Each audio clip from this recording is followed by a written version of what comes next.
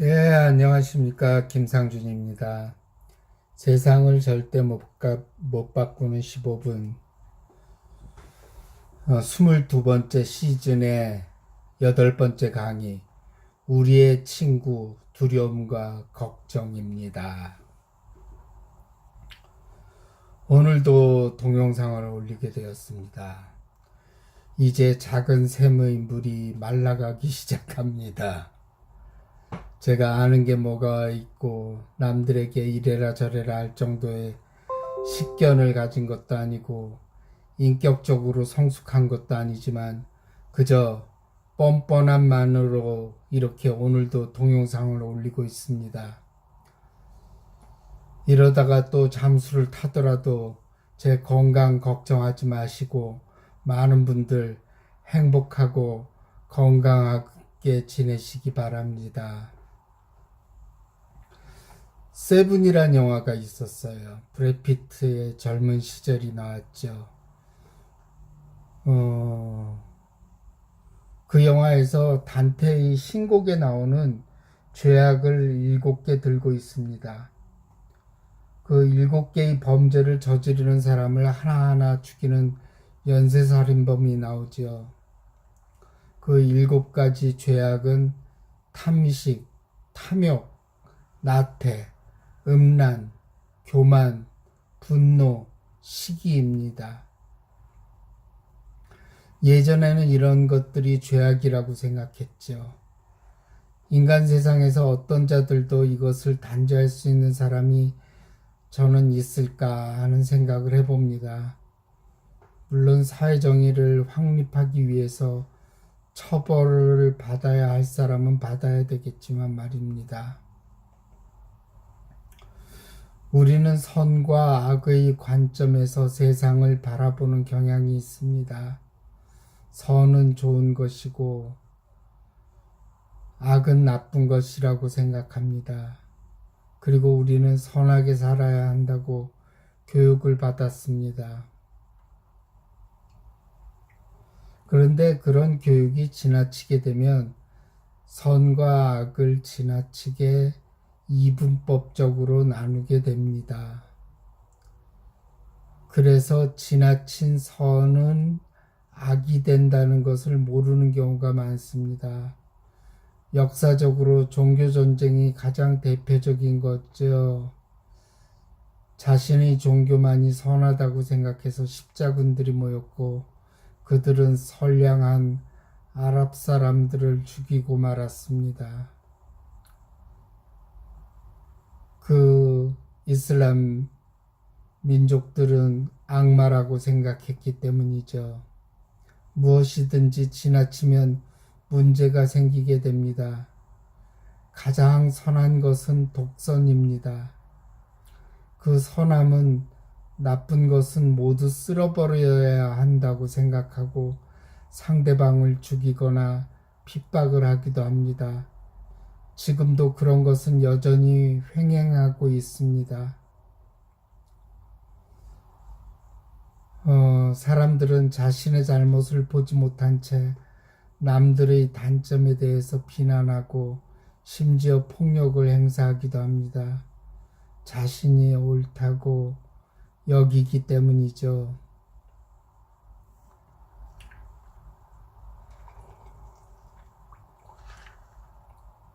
선과 악은 그저 양면성에 불과합니다. 손등과 손바닥의 관계라고 말할 수 있죠. 진짜 선한 것은 상대방의 의견을 들어주고 상대방을 용서해주고 상대방을 이해하는 태도입니다. 하지만 지금 지방선거를 앞두고 있습니다. 얼마 전에는 대통령 선거도 있었고요. 사람들이 모이면 피해야 할 주제가 2가지 있죠. 뭘까요? 종교와 정치 얘기입니다. 그 2가지 얘기 나오면 꼭 싸움 납니다. 정치 얘기를 하다가 친했던 아버지와 아들이 의견이 다르다는 이유로 싸우기도 하고 어떤 종교가 더 좋다는 이유로 친했던 친구들이 등을 져버리기도 합니다. 유튜브에 보면 우파 방송과 좌파 방송이 있습니다. 예전에 몇 번 들어본 적이 있는데 거의 상대방을 악마라고 표현하고 있습니다. 그리고 하나 제대로 하는 것이 없는 무능한 존재들이고 국민들의 피를 빨아먹는 그런 쓸데없는 인간들이라고 생각하고 있습니다. 양쪽 다 똑같이 얘기하고 있죠.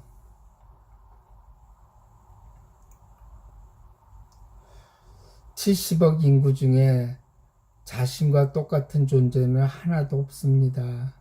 그러니 그 수많은 사람들이 모여 있으니 얼마나 생각이 많을까요? 그 생각이 많은 사람들 중에서 조금 비슷한 사람들이 모여서 패거리를 만들죠. 그리고 상대방 패거리에 대해서 죄악시하고 부도덕하고 문제가 많은 인간들이라고 생각합니다.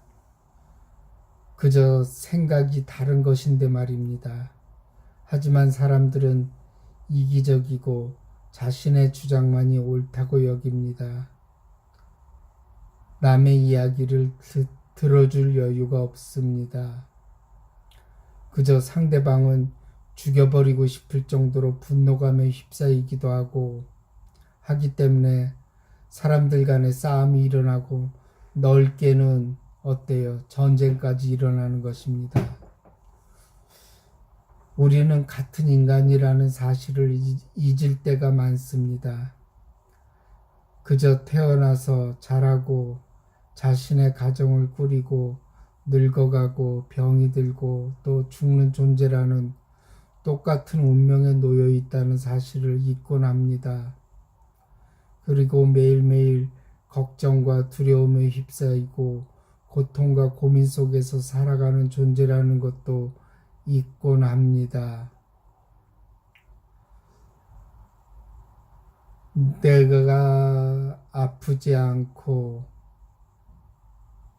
아이들을 성인까지 키울 수 있을까 하는 걱정을 하는 사람도 있고, 내가 직장에서 잘리지 않고 돈을 벌어서 가족의 생계를 이어갈 수 있을지도 매일매일 걱정하는 분도 있습니다.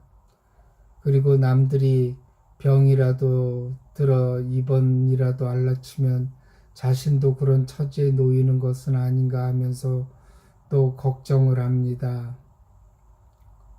제가 의과대학에 들어가서 본과 3학년부터 병원 생활을 시작했습니다. 그때부터 실습을 시작했죠. 거기서 죽음을 많이 목도했고 질병으로 인해서 고통 속에서 말년을 보내는 환자도 보았습니다. 그리고 지금도 여전히 개업을 하고 있어서 남편이 바람을 피워서 불면증에 시달려서 상담을 하러 오는 분도 있고, 보이스피싱을 당해서 대출까지 받아 돈을 날려서 망연자실해서 오는 분도 있습니다.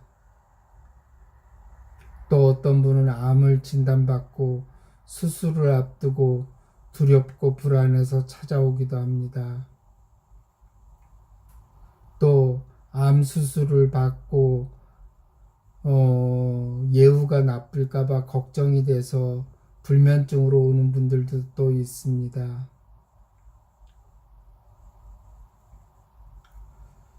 대학교 다닐 때랑 레지던트로 있을 때 군의관 생활을 할 때는 커다란 병원에서 환자를 봤습니다. 지금은 작은 병원에서 환자를 보고 있죠.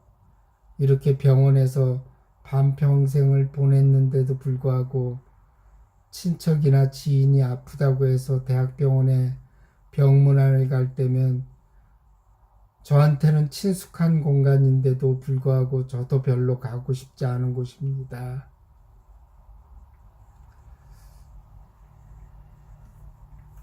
그리고 제가 갑상선암 수술을 받고 처음에는 3개월마다 병원에 가서 검사를 받고 지금은 6개월마다 병원에 갈 때마다 어떨 때는 초음파를 찍기도 하고 어떨 때는 CT를 찍기도 하고 매번 피검사를 하죠.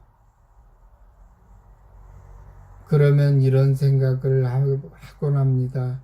내가 우리 병원에서는 환자를 보는 의사인데 모교의 대학병원에 가면 내가 환자가 돼서 검사를 받고 의사의 진료를 받는 것이 참 묘한 감정이 들곤 합니다.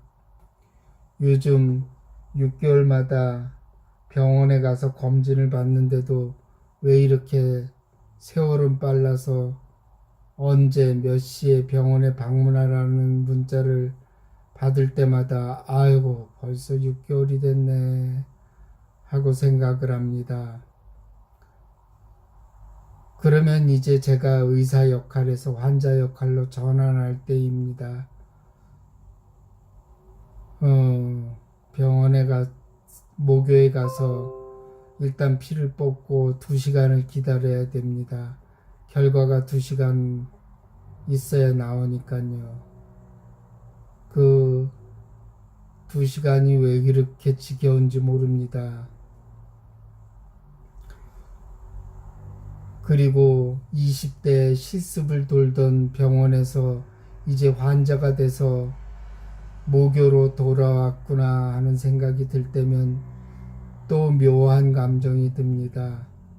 한참 폐기에 차서 환자들의 실습을 돌았던 내가 벌써 60살이 돼서 환자가 돼서 돌아왔구나 하고 말입니다. 그래서 인생이 꿈과 같고 너무나 빨리 지나간다는 것을 실감하게 되는 것이 병원을 제가 환자로 방문할 때입니다. 얘기가 옆으로 새고 말았네요. 여러분, 제가 오늘 말씀드리고 싶은 것은 인생을 두려워하거나 걱정을 하지 말라는 것입니다. 우리는 걱정 제조기계와 두려움 창조기계를 가지고 있습니다. 질병, 죽음, 실직, 자식의 장래, 자신의 운명 등 우리를 두렵게 하는 것은 너무나 많습니다. 제가 말씀드렸죠. 항상 잘난 척하고 두려울 게 없었던 20대 의과대학 실습생이 이제 60살이 되었다고 말입니다. 이렇게 세월은 빨리도 지나갑니다. 이렇게 빠른 세월 속에서 걱정과 두려움에만 휩싸이고 사시겠습니까? 사실 말씀을 잘못 드린 것 같습니다. 걱정하지 말고 두려움에 휩싸이지 말라는 말은 틀린 말입니다.